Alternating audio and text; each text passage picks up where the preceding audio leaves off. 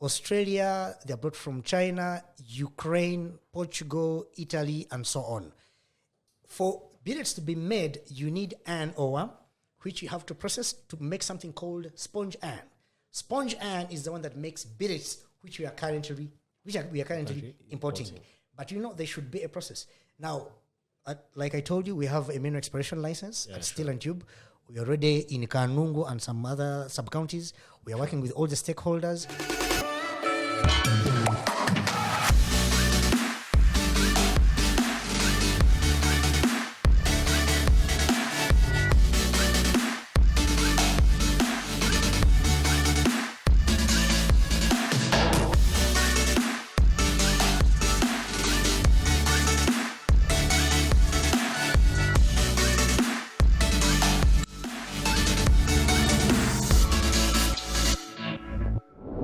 Hello, ladies and gentlemen. My name is Athanet Kunda, and I'm working as the IT officer for Uganda Chamber of Energy and Minerals. Welcome to this series of where we're talking about what is happening up in the energy and the mineral sector. On this podcast, I'm having Mr. Oscar, Steel and Tube Industries, and I'm going to give him the honor of introducing himself. Mr. Oscar Kamkama. Good afternoon, ladies and gentlemen. My name is Oscar Kamkama. I'm a chartered marketer by profession, and I'm a business development specialist at Steel and Tube Industries. Steel and Tube Industries is one of the oldest steel manufacturing companies in Uganda. Steel and Tube's journey starts back in 1986, and this is 2025. Means Steel and Tube, we are 40 years old.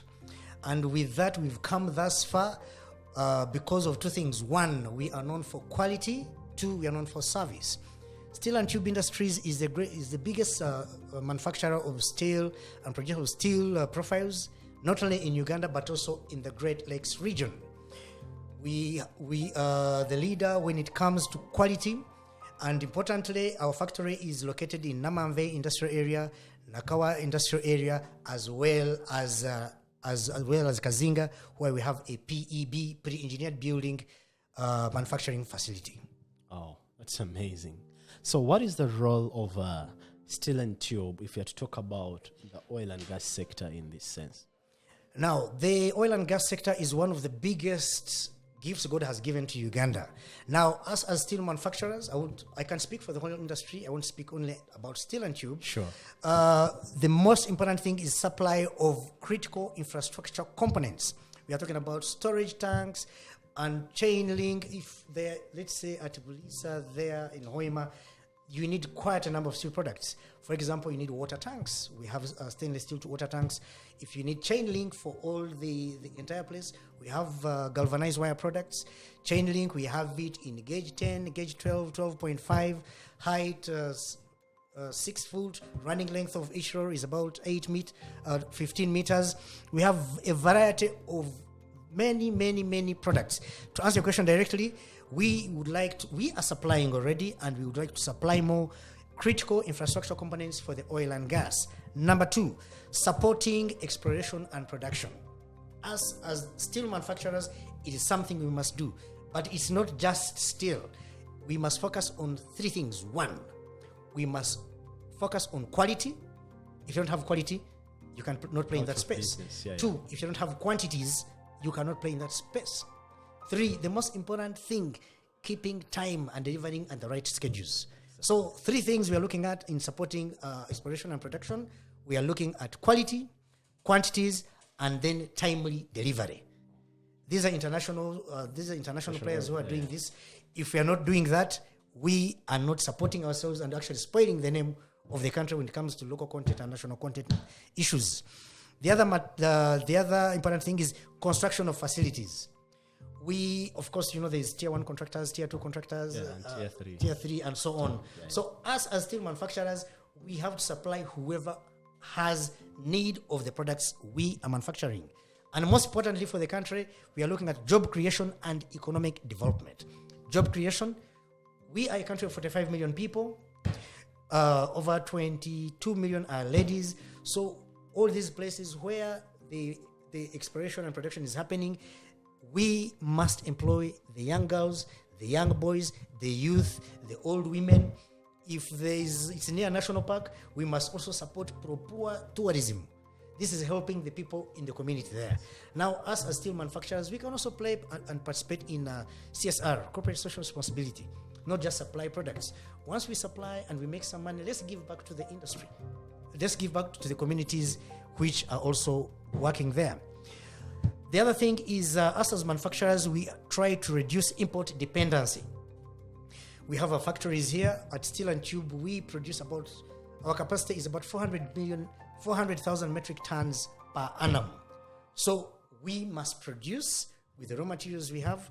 Recently, Steel and Tube was given a mineral exploration license for iron ore. It's a 3-year. And what we have to do is now harness the iron ore reserves we have. We have quite a lot.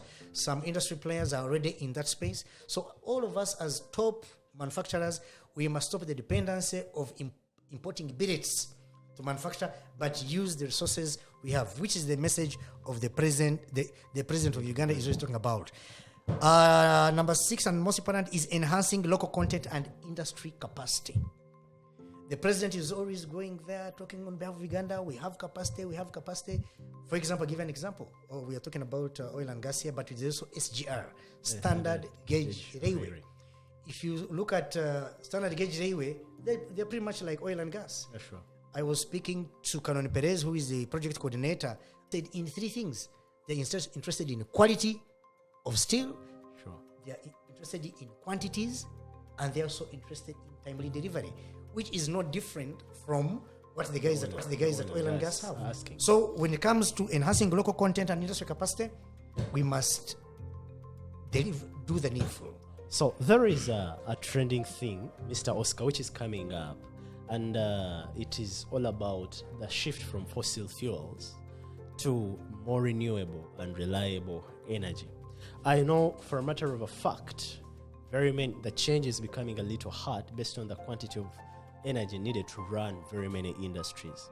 So how is Steel and Tube adapting to this renewable energy? Because we are discussing about how can we strike a balance of having oil and gas and fossil fuels, and what is the target of Steel and Tube in this space? Yes.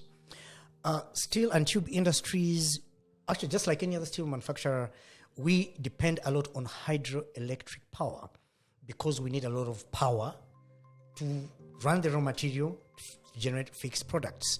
Now, we also understand the position of not only in Uganda, but the global best practices of what should be done right when it comes to renewable energy.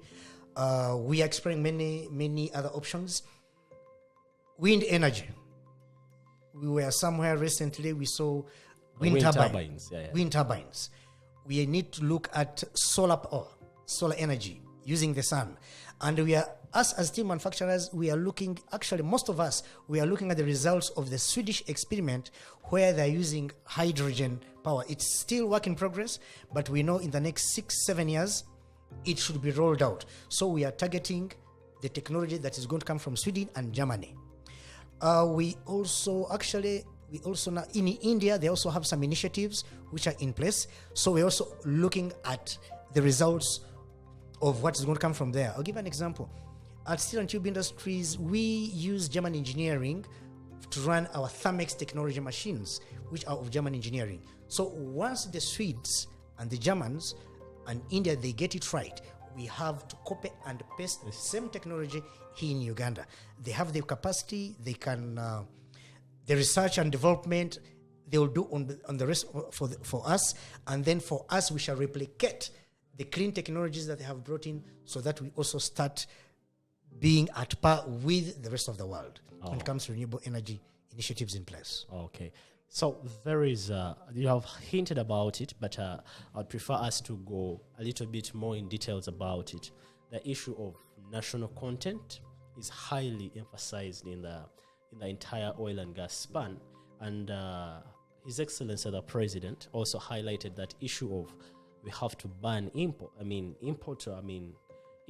export of raw materials? Yes. So that we fully develop our totally manufacturing industry in the country. So how is Steel and Tube looking at furthermore adoption of national content in the country so that we have more more Ugandans playing in this sector, having more subcontracting companies coming on board to work with Steel and Tube. And I'm just looking at how can we best have that, or what is Steel and Tube doing towards that. The president of Uganda, Mr. Yoweri Kaguta Museveni's message is twofold. One, there are two items. There is local content, and then there's national content. Local content, national content. Local content is pretty much, I think, about using the local materials we have here in Uganda. I went for a Karamoja Mining Symposium, and I couldn't believe the results of, we have so many minerals. In Kabale, there is iron ore. I'm from Kabale. I grew up seeing iron ore. But I mean, that's the main thing. And now I'm in steel manufacturing. So iron ore is something we need to harness on. Iron ore will reduce our dependency on importing billets. Billets, these are imported from Australia, they're brought from China, Ukraine, Portugal, Italy, and so on. For billets to be made, you need iron ore, which you have to process to make something called sponge iron. Sponge iron is the one that makes billets, which we are currently importing. But there should be a process. Now, like I told you, we have a mineral exploration license at Steel and Tube. We are already in Kanungu and some other sub-counties. We are working with all the stakeholders, following the processes one by one. Now, you see, there's a small issue there when it comes to iron ore. We need to process it. Yeah, sure. Now, there's a huge investment that will be required. So there's two options. Either go ahead, process the iron ore, make sponge iron, make billets, and keep manufacturing, stop the dependency on importation, or you buy iron ore from the existing suppliers. You understand? I get you. Why should you go and start mining yet you can actually buy? So there's two options. Go do it yourself. In the long run, it will save you money. But if the market is available, we have big projects. We have Standard Gauge Railway. ECOP is here. So we can actually invest to utilize iron ore for sponge iron to make our own billets, or we can actually buy the local existing. The Chinese are already mining iron ore. I think there's a company called China Railway. I don't know, when it comes to China Railway, there's China Railway number 1, number 2, number 20, number 30.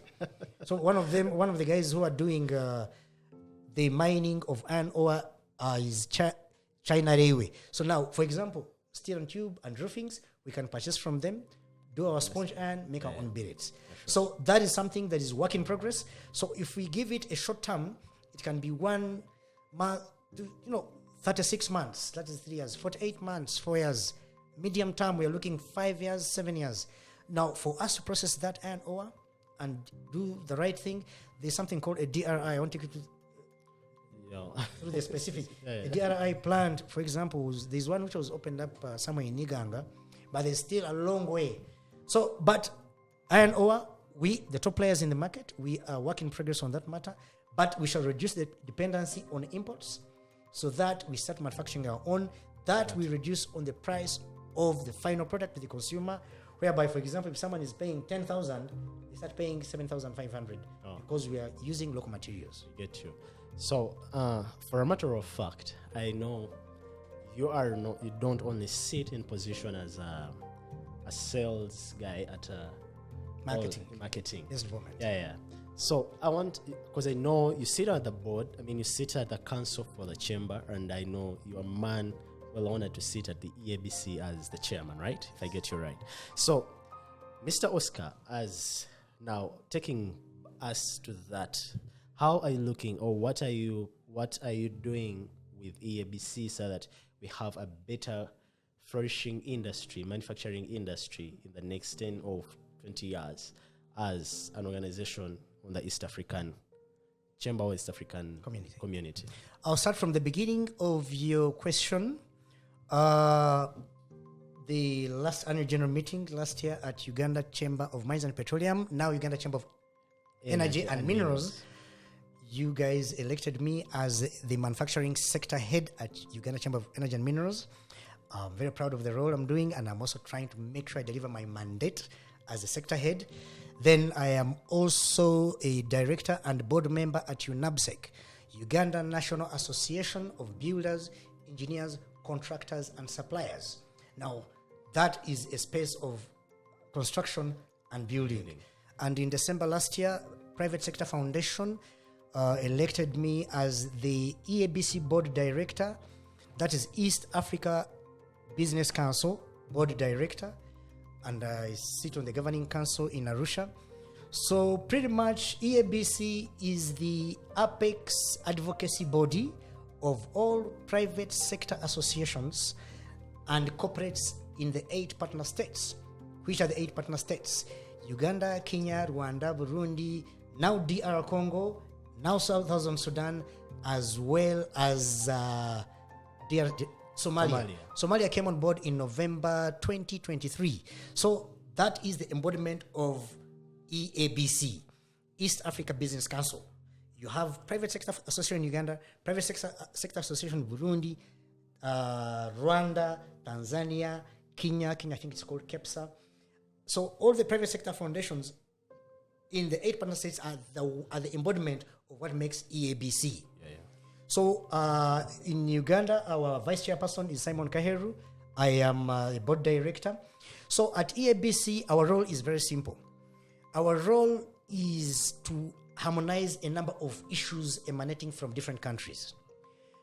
We have something called NTBs, non-tariff barriers. What are non-tariff barriers? Non-tariff barriers, these are trade restrictions that are put in place by, let's say, Uganda. When Rwanda closes the border, that is a non-tariff barrier.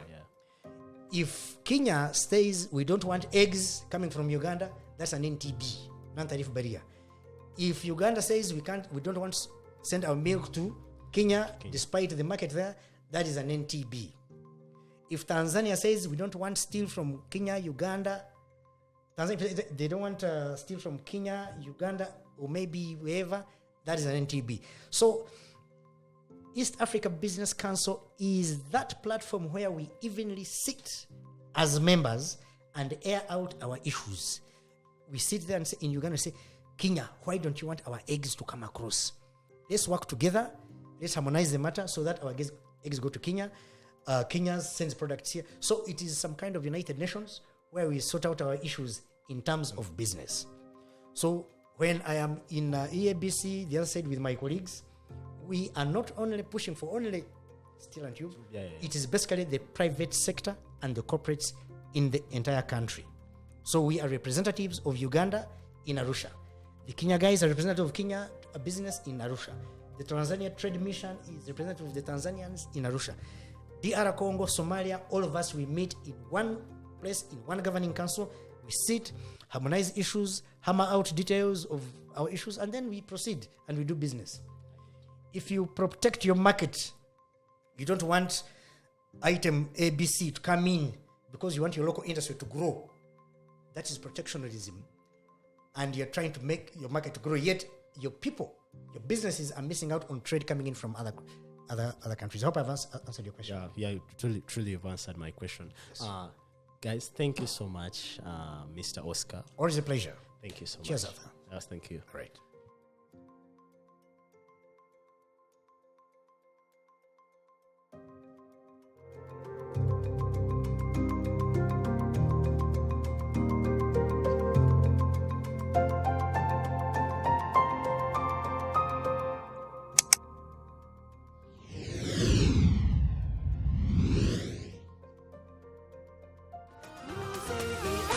Uganda Chamber of Energy and Minerals, for a sustainable future.